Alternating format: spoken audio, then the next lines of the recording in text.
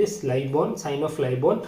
So there will be counting of this incremental line will shows the appropriate age in case of children's. So there will be everyday one line. Okay.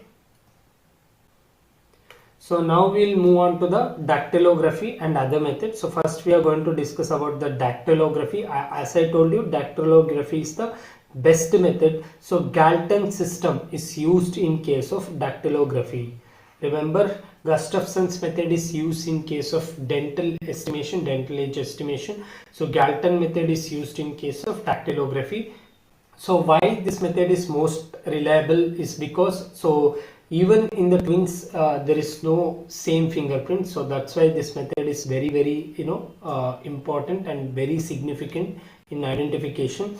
So not inherited and develop in intrauterine, and it starts around 12 to 16 week, that is your 3 to 4 months, and completed by 20 to 24 weeks, that is your 5 to 6 months. Remember, it is very important.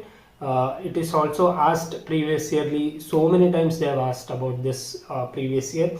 We have different patterns of fingerprint, out of which 3 you should remember: loop, whorl and arch. So most common is your loop method.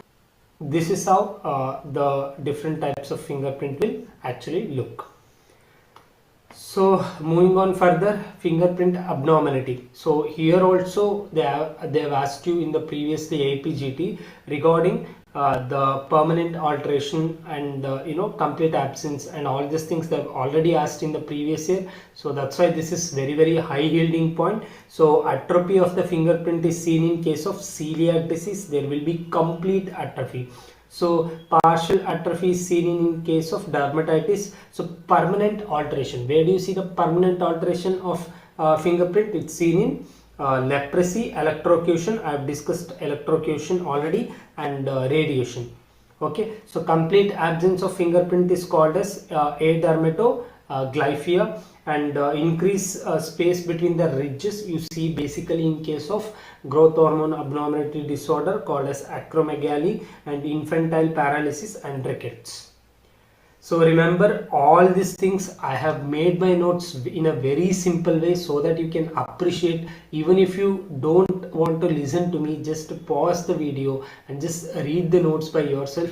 But what is the point in listening to me is that I'm highlighting and also I'm explaining things. Not only making notes is important, explaining things is also important for you, and highlighting the things that where they have asked and when they have asked is very important.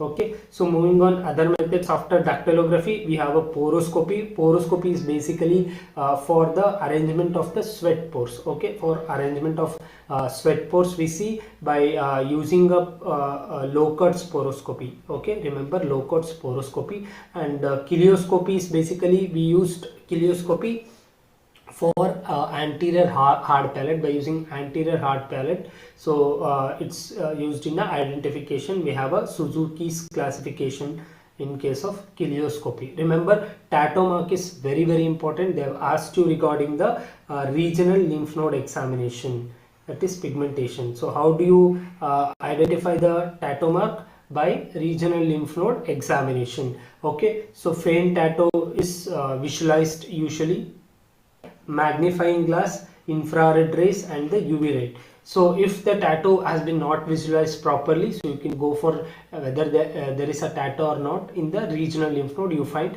they have already asked this question, regional lymph node examination, that is pigmentation, tattoo marks, very important. Remember this thing.